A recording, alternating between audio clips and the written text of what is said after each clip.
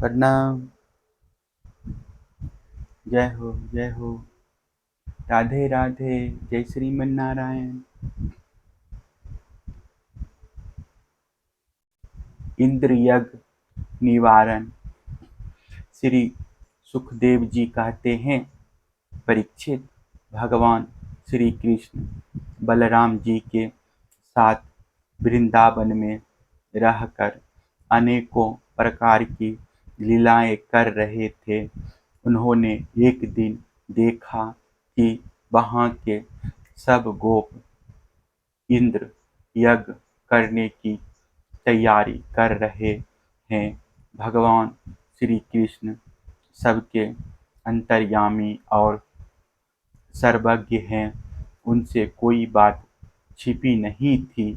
वे सब जानते थे। फिर भी विनयवनत होकर उन्होंने नंद बाबा आदि बड़े बूढ़े गोपों से पूछा, पिताजी, आप लोगों के सामने यह कौन सा बड़ा भारी काम, कौन सा उत्सव आ पहुँचा है? इसका फल क्या है? किस उद्देश्य से कौन लोग किन साधनों के द्वारा यह यज्ञ किया करते हैं? पिताजी, आप मुझे यह अवश्य बतलाएं। आप मेरे पिता हैं और मैं आपका पुत्र। ये बातें सुनने के लिए मुझे बड़ी उत्कंठा भी है।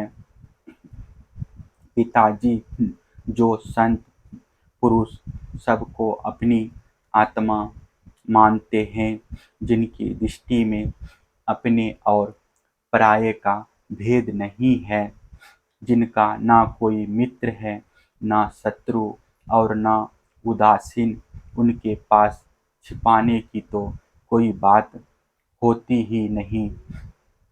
परंतु यदि ऐसी स्थिति ना हो तो रहस्य की बात शत्रु की भांति उदासीन से भी नहीं कहनी चाहिए।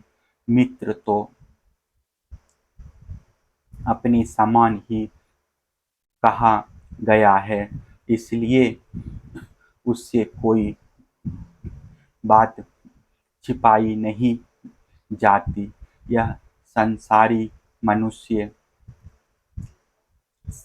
समझे बेसमझे अनेकों प्रकार के कर्मों का अनुष्ठान करता है।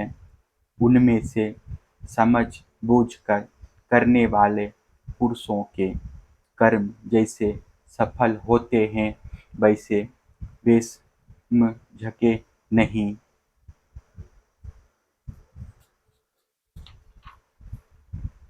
अतः इस समय आप लोग जो क्रिया योग करने जा रहे हैं, वह सुहृदों के साथ विचारित शास्त्र सम्मत है अथवा लौकिक ही है। मैं यह सब जानना चाहता हूँ। आप कृपा करके स्पष्ट रूप से बतलाएं। नंद बाबा ने कहा, बेटा, भगवान इंद्र वर्षा करने वाले मेघों के स्वामी हैं। ये मेघ उन्हीं के अपने रूप हैं। वे समस्त प्राणियों को तृप्त करने वाला एवं जीवन दान कराने वाला जल बरसाते हैं। मेरे प्यारे पुत्र, हम और दूसरे लोग भी उन्हीं मेघपति भगवान इंद्र की यज्ञों के द्वारा पूजा किया करते हैं। जिन सामग्रियों से यज्ञ होता है, वे भी उनके बरसाए हुए शक्तिशाली जल से ही उत्पन्न होती है। उनका यज्ञ करने के बाद जो कुछ बच रहता है, उसी अन्न से हम सब मनुष्य अर्थ, धर्म और काम रूप त्रिभुवन की सिद्धियों के लिए अपना जीवन निर्वाह करते हैं।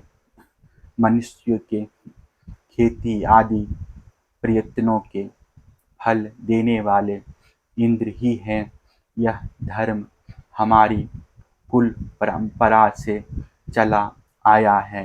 जो मनुष्य काम, लोभ, भय अथवा दोषवश ऐसे परंपरागत धर्म को छोड़ देता है, उसका कभी मंगल नहीं होता।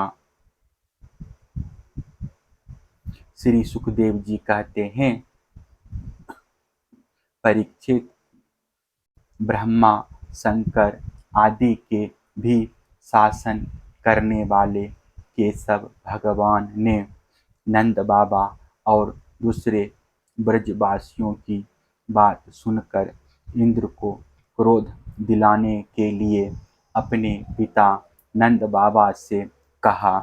श्री भगवान ने कहा, पिताजी, प्राणी अपने कर्म के अनुसार ही पैदा होता और कर्म से ही मर जाता है। उसे उसके कर्म के अनुसार ही सुख, दुख, भय और मंगल के निमित्तों की प्राप्ति होती है।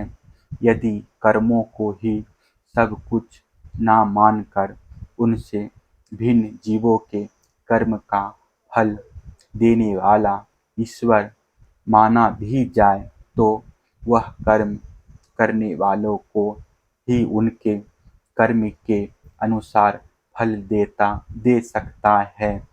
कर्म ना करने वालों पर उसकी प्रभुता नहीं चल सकती।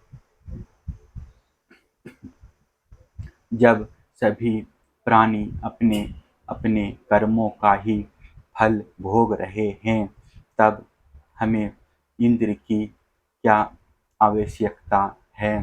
पिताजी, जब वे पूर्व संस्कार के अनुसार प्राप्त होने वाले मनुष्यों के कर्म फलों को बदल ही नहीं सकते, तब उनसे प्रयोजन। मनुष्य अपने स्वभाव पूर्व संस्कारों के अधीन है, वह उसी का अनुसरण करता है। यहाँ तक कि देवता, असुर, मनुष्य आदि को लिए हुए यह सारा जगत स्वभाव में ही स्थित है।